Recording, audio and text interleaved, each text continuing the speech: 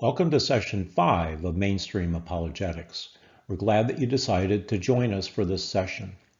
During the next two sessions, we will explore the topic, the purposes of God. We will answer the critical question, how do I know that life was created for a divine purpose? The big idea for our next two sessions is the design and creation of the universe and the formation of life on Earth came about by the intervention of a transcendent divine designer. During this session, we'll provide a context for this big idea, and then during our next session, we will actually defend this big idea. So what do we mean by purpose, and why is purpose important to our discussion of apologetics? R.C. Sproul, in his book, Now That's a Good Question, describes the purpose of life in terms of a vexing dichotomy. Are we the product of a purposive act of divine intelligence, or are we the product of a cosmic accident? How we answer this question greatly influences how we approach life. At the heart of this question is not just whether we believe in a creator God, but whether life itself has any value. On one hand, if a creator God initiated the creation of life, then life has purpose, and it has intrinsic dignity and worth.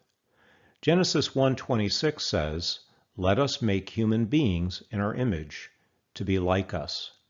In this verse, we are told that God initiated the formation of human life. We are created in His image, therefore we are endowed with purpose. Therefore our dignity and worth is derived from God Himself. On the other hand, if life just evolved without the intervention of God, then human life is devoid of intrinsic dignity and worth and purpose. In 2003, the American Humanist Association published an update to their humanist worldview entitled Humanist Manifesto 3. Their worldview espouses that humans can be good without God. One of their key affirmations denies that human value is derived from a creator God. Rather, they argue that human value is, quote, derived from human need, concern, and interest as tested by experience, end quote. Quite frankly, we have no clue what this affirmation means. It seems their definition of human value depends on one's subjective interpretation of another's needs, and other factors such as personal concerns, interests, perspectives, and so on. We at Mainstream Apologetics regard this definition of human value as pure nonsense. We believe R.C. Sproul summed up the humanist position when he said, "If I came from nothing and go to nothing, then between these two poles of nothingness, I am nothing." Clearly, if man is a cosmic accident, then he is merely a random composition of chemicals, nothing more. Before we present evidence for purpose in Session 6, we want to provide you with a context. What we mean by context is a perspective or background with which to understand the evidence. This context includes Darwin's own doubt concerning his theory of evolution, the field of teleology, which is the study of purpose and design, and the unfathomable complexities of biological life. First, let's discuss Darwin's own doubt with his theory of evolution. Darwin's doubt originates from the lack of empirical evidence to substantiate his suppositions. The reason we raise this concern is that the formulation of Darwin's theory of evolution preceded the entire field of microbiology. Darwin's theory wasn't vetted by the advances in science, paleontology, geology, and so on. It was half-baked in terms of scientific rigor and method. Essentially, it was declared fact before it was proven as fact. This speaks of the desperation of the secular community to advance a theory of creation devoid of God. At the heart of this discussion is the plausibility of Darwinian evolution. What is pernicious is that evolution seems logical and reasonable at first glance. According to a recent Pew survey, evolution is regarded as fact by 81% of adults in the US. People reason that if microevolution is true, then macroevolution is true by extension. First, we begin with Darwin's own doubt about his nascent theory of evolution. The first concern regards the lack of fossil records. Quoting from Origin of Species, Darwin writes, "Geology assuredly does not reveal any such finely graduated organic chain, and thus perhaps is the most obvious and gravest objection which can be used against my theory." What Darwin is acknowledging is that the geological record doesn't record any clear lineage of finely graduated mutations. This is a major concern because Darwin's entire theory is predicated on this assumption. The gaps in the fossil record of intermediate life forms is a major problem for Darwin's theory. Another quote from Origin of Species, Darwin writes, "If it could be demonstrated that any complex organism existed which could not possibly have been formed by numerous successive slight modifications, my theory would absolutely break down." What Darwin is saying is that if stepwise refinement of species cannot be validated by the geological record, his theory will absolutely break down. What we need to understand about Darwin's theory is that it's predicated on the assumption that the fossil record will eventually reveal intermediates to prove his theory of stepwise refinement correct. Let's be clear, Darwin took a simplistic view of organisms. All he had at his disposal was a microscope. His theory was published before the dawn of microbiology. Because of this, Darwin viewed the inner workings of an organism as a black box. Darwin assumed that biological research that would follow would eventually produce simple answers that would validate his theories. The bottom line is that his theories are based on simple observation of the macroscopic world and conjecture. Darwin's theory really only speaks about microevolution, which is essentially an organism's ability to adapt to the changing environment through gradual mutations. His theory really doesn't account for macroevolution, that is, how organisms were created in the first place. So we say Darwin's theory of evolution only addresses the survival of the species, but does not adequately address the arrival of the species. The second topic we want to discuss is teleology. The term teleology is derived from the Greek words telos, which means end, and logos, which means reason, or end reason. Essentially, teleology is the philosophical inquiry of purpose, intent, and function. Thomas Aquinas, one of the earliest Christian apologists of the 13th century, framed the teleological argument as a syllogism. He argued, wherever complex design exists, there must have been a designer. And the universe and life are marked by complex design. Therefore, the universe and life are the work of an intelligent designer. Aquinas' argument makes use of something known as abductive reasoning, or what I call reasoning in reverse. In fact, teleology is largely based on abductive reasoning. Abductive reasoning is a bit different than inductive and deductive reasoning. The prefix ab implies away, or take away, or draw a conclusion from the information provided. Abductive reasoning argues that if something has occurred, the effect, then the precipitating event, the cause, must have occurred as well. With abductive reasoning, we make inferences about past causes from present effects. In the process, we postulate the most likely cause from an array of possible causes. During this process, we acknowledge that random chance is a likely cause. We consider all other likely causes until we determine which is the most likely cause. When we apply abductive reasoning to creation, we identify the following possible causes for design. Design evolved by a process of convergent evolution, or design is self-existent, where it never had an origin, or design is self-created, where it created itself from nothing, or design is merely an illusion, which has been espoused by Richard Dawkins, or finally, design originated in the mind of a divine designer.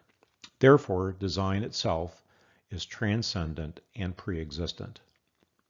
We at Mainstream Apologetics believe the most likely cause is that design originated in the mind of a divine designer. Our position is summarized in the following abductive statement. Because we observe design, the effect, we assume there must have been a designer, the cause. The argument is that simple. This line of abductive reasoning is illustrated with the example of Mount Rushmore in South Dakota. The question is, did Mount Rushmore come about by chance or by design? Are the carvings the product of a weather event or the product of a skilled artisan? We argue that no one would look at Mount Rushmore and think that it came about by chance. We reason that the busts of the 4 presidents of Mount Rushmore is more likely the product of a skilled artisan who knew what each president looked like versus a weather event that was devoid of both skill and foreknowledge. We know the skills required to design the busts was not acquired during the construction process, and the foreknowledge of what the presidents looked like was known in advance of construction. When we observe design and creation, we are forced to draw the very same conclusion. The universe and life came about by a divine designer. Basically, everything in creation exhibits intelligent design. Design is exhibited in the following ways. The first, universality of the cosmological constants and physical laws. These are measurable, constant, and interdependent. Second, the Fibonacci sequence, also known as the Golden Rule, is exhibited throughout creation from the proportion of the human face to the number and arrangement of flower petals to the layout of planetary objects in space. Third is symmetry, duplication, and other notable design patterns. Bilateral symmetry, such as the mirror image of the human body, and the radial symmetry of a starfish, is the property of organization. Duplication of human body organs is the property of composition. We observe these patterns throughout creation. Fourth, highly interdependent systems. This is best illustrated with the human body.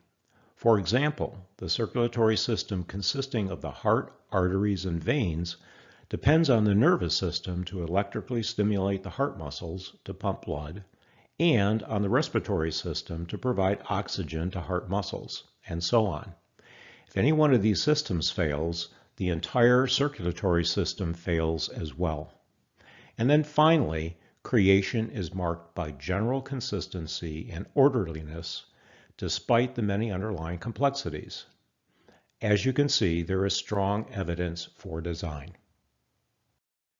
We end this topic of teleology with a brief overview of the anthropic principle, advanced by secular astronomer Brandon Carter in 1973. Anthropic is the Greek word for human or human being. So the anthropic principle focuses on the purposes of human existence. Carter suggests that because the physical and cosmological parameters observed on Earth are constrained and interrelated to support carbon-based life, then Earth was intentionally designed and expressly purposed to support human life. As you can see, the anthropic principle is stated abductively. We observe design of the requisite conditions to support human life. Therefore, creation was designed with human life in mind. The implication of the anthropic principle is that the conditions to support human life must have existed in advance of human life. In other words, these anthropic conditions could not have evolved simultaneously with human life. We conclude this session with our last topic, the unfathomable complexity of creation.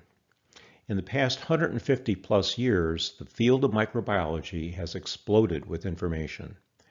Research in biology has made tremendous strides forward in the field of genetics. Most notable was the discovery of the double helix structure of DNA by James Watson and Francis Crick in 1953. Soon after, DNA sequencing tools became available, enabling geneticists to decode the human genome. In 1990, an international committee known as the Human Genome Project was formed to sequence the human genome. It wasn't until 2003 that the committee was able to accurately specify the complete human genome, consisting of 3.2 billion nucleotide pairs. Later in 2012, Cass Kramer and a group of scientists from the University of Lancaster, UK, decided to print out the human genome. Pictured on this slide is a 130 volume set of the human genome color-coded by chromosome. Each 8.5 by 11 page was printed on both sides in 4-point font with approximately 43,000 characters per page. While the size of the human genome may seem exceptionally long, it turns out that there's an organism known as the amoeba dubia that has a genome that is 200 times longer than the human genome. That's 26,000 volumes versus 130 volumes for the human genome. We have to keep in mind that DNA and genome sequencing is only the beginning. In the last 20 years, there have been several discoveries that have brought to light additional complexities. We highlight two of these discoveries. The first is epigenetics, which is perhaps the most significant of these discoveries. Epigenetics literally means beyond genetics. As the name implies, epigenetics is information that is not contained in DNA. It represents additional biological information that governs the production of cells in the development of the body plan. The main function of these epigenetic proteins is to contextually decode DNA during the production of the different cells in the body plan and arrange and assemble the new cells into different body parts. Epigenetics is the focus of the field of embryology. The second key discovery is the process by which DNA repairs itself. In 2015, the Nobel Prize was awarded to three chemists, Thomas Lindahl, Paul Modrich, and Aziz Sankar, for their discovery of molecular systems within the cell that are responsible for monitoring and repairing damaged DNA. These discoveries underscore the extraordinary complexities of life that continue to confound scientists. So we ask, what is the likelihood of the human genome being the product of chance? In a recent 2019 roundtable discussion, mathematician David Berlinski painted a daunting picture of the state of scientific inquiry, and I quote, "Every time we look, there's an additional layer of complexity that emerges. Emergence of this complexity is hard to explain because we are continually behind the curve every time we look. The goal of constructing a plausible evolutionary theory is receding, becoming more and more difficult." What Berlinski is saying is that while we think we're getting closer to a full understanding, we are actually falling further behind. Just when we think we've discovered something, the discovery raises more questions than it answers. A good analogy are the waves of a seashore. As a wave comes within reach, it immediately goes out and becomes unreachable. These complexities pose a formidable challenge to neo-Darwinists as they attempt to postulate credible theories to explain the intricacies of life. The more we discover, the more the evidence challenges the orthodox Darwinian position. In advance of next week's session, we submit the following big idea. The design and creation of the universe and the formation of life on Earth came about by the intervention of a transcendent divine designer. What we mean by transcendent is that design knowledge was pre-existent. A design always precedes a construction project, so design pre-existed the act of creation. God had in mind the design of the universe and life before the foundation of the universe. We will develop and defend this big idea in our next session. Once again, we want to provide you with an opportunity for reflection. If you're in a group, please discuss the following questions. Otherwise, please answer these questions individually. Again, we draw your attention to the bonus question at the end. We encourage you to review your answer from last week and build on it with the teaching from this week's session.